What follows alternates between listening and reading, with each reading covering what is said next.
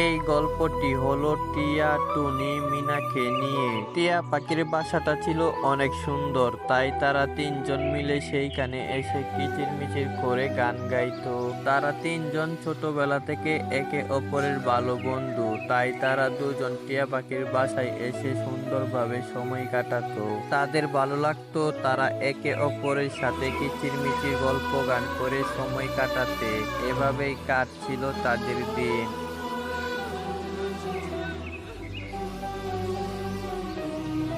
আর টুনি পাখির ছিল ফুটফুটে দুইটি ছানা। একদিন টুনি পাখি তার বাচ্চাদেরকে বোঝাচ্ছিল। দেখো বাচ্চারা, আমি যদি এখান থেকে চলে যাই তোমাদের জন্য খাবার আনার জন্য, তাহলে তোমরা কিন্তু অন্য কোনো পাখির সাথে চলে যেও না। আর তোমরা বাসায় থাকবে, বাসা থেকে লাফালাফি করো না, তাহলে নিচে পড়ে যাবে। বুঝতে পারলে তোমরা? হ্যাঁ মা, বুঝতে পেরেছি আমরা। তুমি চিন্তা করো না, তুমি একেবারে নিশ্চিন্তে যাও। আমরা বাসাতেই থাকবো, কোথাও যাব না। চিন্তা করো না মা। টুনি পাখিটি তার বাচ্চাদের কথা শুনে একটু ভরসা পায়, তাই সেইখান থেকে উড়ে টিয়া পাখির বাসার দিকে যেতে লাগলো। আর ওইদিকে মিনারও ফুটফুটে দুইটি বাচ্চা হয়েছে। মিনা তার ফুটফুটে দুইটি বাচ্চাকে দেখে অনেক খুশি, কিন্তু মিনারও অনেক ভয় করত তার বাচ্চাদেরকে নিয়ে, কারণ এই জঙ্গলে শিকারী পাখির অভাব নেই। দেখি টিয়া বন্ধু, তুমি একা একা বসে আছো। মিনা কি এখনো তোমার কাছে আসেনি? না টুনি বন্ধু, মিনা এখানে আসতে পারবে না, কারণ তার দুইটি ফুটফুটে বাচ্চা হয়েছে। কি বলো বন্ধু, টিয়া এটা তো আরো খুশির খবর, কিন্তু মিনা পাখি তো আমাকে জানালো না তার বাচ্চা হয়েছে। কিছু মনে করো না টিয়া বন্ধু, বাচ্চা আজকেই হয়েছে, তাই তোমাকে জানাতে পারিনি।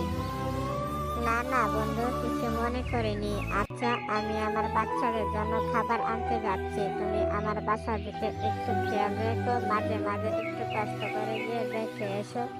আচ্ছা বন্ধু, আমি যাব, তুমি নিশ্চিন্তে যাও। আমি তোমার বাসার দিকে খেয়াল রাখবো, তুমি চিন্তা করো না বন্ধু।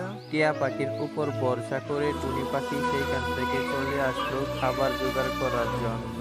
এর কিছুক্ষণ পরেই টিয়া পাখির কাছে মিনা পাখি আসলো। এই যে টিয়া বন্ধু, তুমি একা একা বসে আছো, তুমি পাখি কি তোমার কাছে আসেনি? টুনি বন্ধুকে জানাতে হবে। হ্যাঁ হ্যাঁ মিনা বন্ধু, টুনি পাখি এখানে এসেছিল, আর একটু আগেই চলে গেছে। ও আচ্ছা, তুমি জানো বন্ধু, আমার বাচ্চা দুটি অনেক ফুটফুটে, অনেক সুন্দর লাগে আমার কাছে।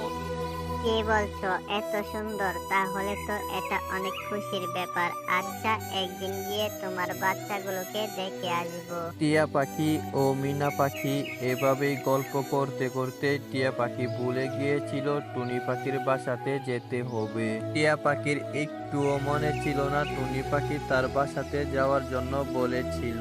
আর কিছুক্ষণ পরে যখন সূর্য ডুবে যায়, অন্ধকার নেমে আসে, তখন টুনি পাখিটি তার বাচ্চাদের খাবার নিয়ে তার বাসার দিকে ফিরছিল। কিন্তু টুনি পাখি বুঝতেই পারেনি তার সাথে এমনটা হবে। সে বাসায় গিয়ে দেখলো তার বাচ্চারা বাসায় নেই। টুনি পাখি অনেক চিন্তায় পড়ে গেল, তার বাচ্চারা কোথায় গেল। তার ভেতরে অনেক ভয় লাগতে লাগলো। এরপর টুনি পাখি যখন আশেপাশে দেখতে লাগলো, তখন দেখলো তার বাচ্চারা নিচে পড়ে আছে। তার বাচ্চাদেরকে নিচে এইভাবে পড়ে থাকতে দেখে টুনি পাখি অনেক আতঙ্কিত হয়ে গেল, আর তাড়াতাড়ি করে নিচে গেল। নিচে গিয়ে দেখতে পেল তার দুটো বাচ্চাই মারা গিয়েছে। এরপর টুনি বলল, সে এরকম ভাবে শিশু দুটি বাচ্চাকে হত্যা করলো, আমার বুকটা খালি করে দিল। এটা কোনো কাজ হলো? আমার বন্ধুদেরকে বলেছিলাম আমার বাসার দিকে খেয়াল রাখতে, কিন্তু তারা রাখেনি। এইরকম কথা বলে তখন টুনি পাখি সেইখানে কান্না করতে লাগলো। আসলে টুনি পাখি অনেক কষ্ট পেয়েছিল তার বাচ্চাদের লাশ দেখে।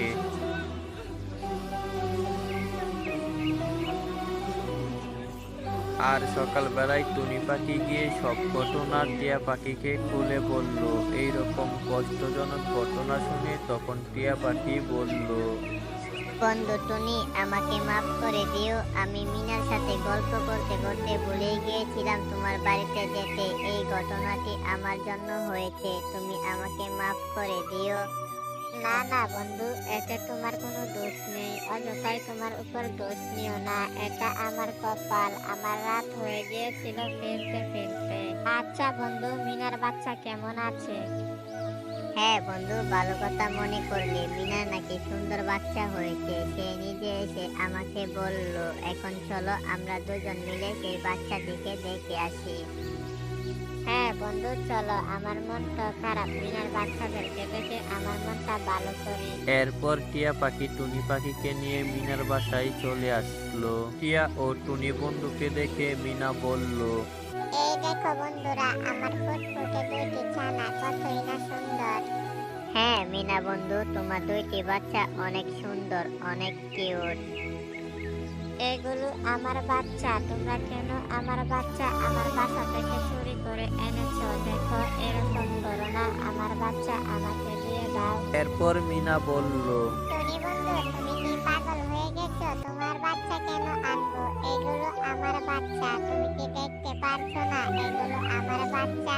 এরপর টুনি পাখি কি বলল, এগুলো তো আমারই বাচ্চা, তোমরা কেন এনেছো আমার বাসা থেকে? আমার মুখটা খালি করে দিছো এই বাচ্চাগুলোকে এনে। টুনি পাখির মুখে এরকম কথা শুনে তখন টিয়া পাখি বলল, টনি বন্ধু, তুমি কি পাগল হয়ে গেছো? মিনা কেন আনবে তোমার বাচ্চা? তুমি বাচ্চার সুখে পাগল হয়ে যাচ্ছ, তোমাকে নিয়ে এখন বাড়িতে যেতে হবে।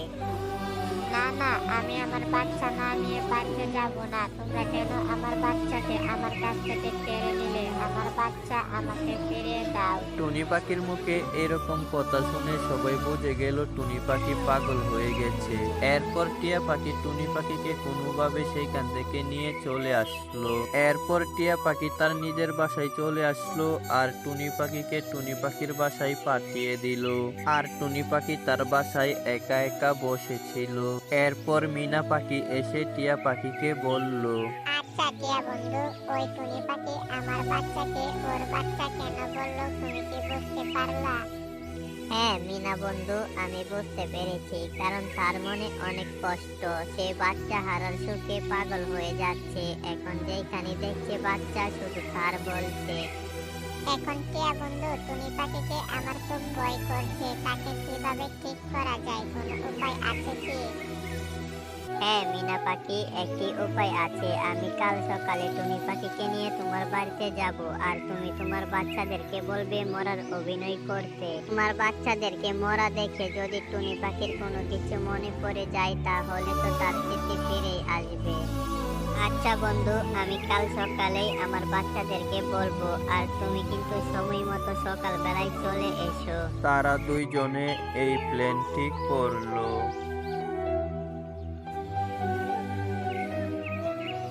আর সকালবেলায় টুনি পাখি গিয়ে দেখলো মিনার বাচ্চা মারা গেছে। মিনা কান্না করছে। এই সব দেখে তখন টুনি পাখিরও বাচ্চার কথা মনে পড়লো আর বলল, মিনা বন্ধু, কান্না করো না, আমাদের কপালে বাচ্চা নেই।